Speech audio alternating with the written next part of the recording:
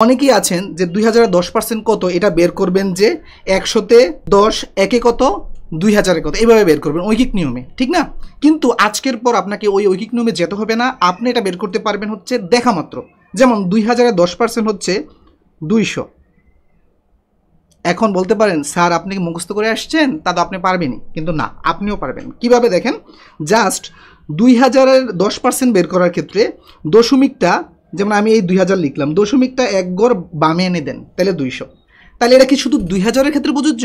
না, আপনি যে কোনো সংখ্যার ক্ষেত্রে, মনে করেন আমি যদি বলি যে 5000-এর 10% কত, তাহলে আপনি যেটা করবেন এই যে এক গড় বামে এনে আপনার দশমিক দিয়ে দিবেন। তাহলে 5000-এর 10% কত হলো? 5000-এর 10% হচ্ছে 500। ক্লিয়ার? এখন আপনাদের জন্য প্রশ্ন হচ্ছে 2000-এর যদি 10% 200 হয়, তাহলে আপনারা আমাকে বলবেন যে 3000-এর 10% কত হবে? 3000-এর 10% কত হবে?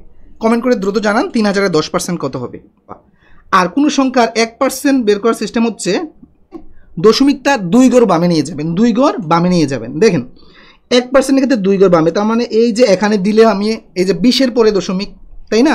তার মানে 2000-এর 1% হচ্ছে 20। 2000-এর 1% কত? 20।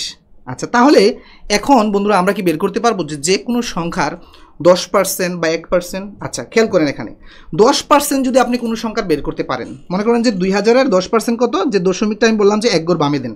আচ্ছা, 10% বের করলাম, কত আসলো? 200। 20% বললে কত হবে? জাস্ট দ্বিগুণ করে দিবেন, জাস্ট দ্বিগুণ।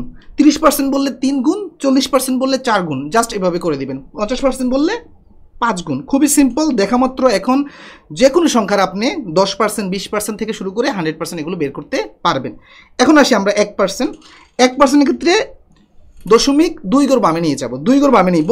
তাহলে 2000-এর ক্ষেত্রে যদি 2 গড় বামে নেই, তাহলে 1% হয় 20। আচ্ছা, এখন 1% যদি আপনি বের করতে পারেন, এখন যদি আপনাকে আমি বলি যে 3% কত হবে, তাহলে 3% মানে 1% বের করে আপনি 3 গুণ করে দিবেন। সিম্পল। তাহলে 3% হচ্ছে 60। আচ্ছা, বাংলাদেশ ব্যাংকের এডিতে এই প্রশ্নটা এসেছে, এডিতে 2008 সালে এসেছে যে 1% অফ 0.0025। বাংলাদেশ ব্যাংকে আমি নিজে যখন ভাইবা দিয়েছি, আমার আগে পরে যারা ভাইবা দিয়েছে আলোচনায় দেখেছি যে অনেককে পার্সেন্টেজ বের করতে বলে, যে 300-এর 10% কত, 500-এর 15% কত, ভাইবাতে।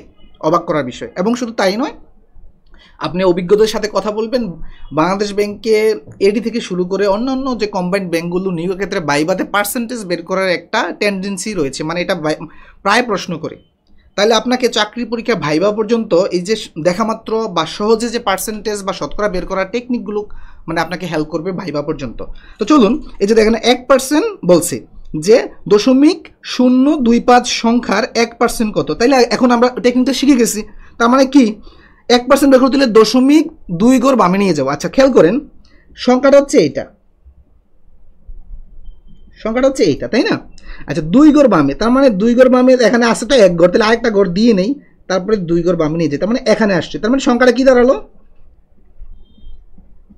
সংখ্যাটা দাঁড়ালো এটা। আচ্ছা, অপশনের কোনটার সাথে মিলে খেয়াল করেন তো, অপশনের কোনটার সাথে মিলে এটা দেখেন তো। অপশনের দেখেন সি এর সাথে আমাদের উত্তরটা মিলে যাচ্ছে, সি এর সাথে আমাদের উত্তরটা মিলে যাচ্ছে। খেয়াল করতে পারছেন? আচ্ছা, যদি আপনারা 1 নম্বরটা বুঝে থাকেন, এখন আপনারা উত্তর করবেন হচ্ছে 2 নম্বরটার উত্তর কত হবে সেটা আপনারা করবেন। গুণ করে ও দশমিক সরিয়ে, গুণ করে ও দশমিক সরিয়ে বের করার টেকনিক করব। এই 5000 আর 13 গুণ করে দিব। আচ্ছা, শূন্য থাকলে যেটা হয়, আপনি এই 13 আর 5 প্রথমে গুণ করে দেন। 13 আর 5 গুণ করলে কত হয়? 5 13 65, 5 13 65। আচ্ছা, তারপরে 3টা শূন্য বসিয়ে দেন। আচ্ছা, তাহলে আমার 13 আর 5000 গুণ করে পেলাম হচ্ছে 65,000। এখন যেটা করব, নর্মালি আমি 2 গড় বামে এনে দশমিক দিয়ে দিব, 2 গড় বামে এনে দশমিক দিয়ে দেবো। কাজ শেষ, কাজ শেষ।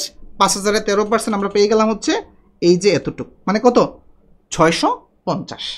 আর প্রথমে 5 আর 15 গুণ করবো, তাহলে 5 15 কত? খুবই সিম্পল, 5 15 75। আর এই 3 শূন্যটা বসিয়ে দিব পরে, ঠিক আছে? তাহলে আমার 5000 এবং 15 গুণ করলে হলো হচ্ছে 75,000।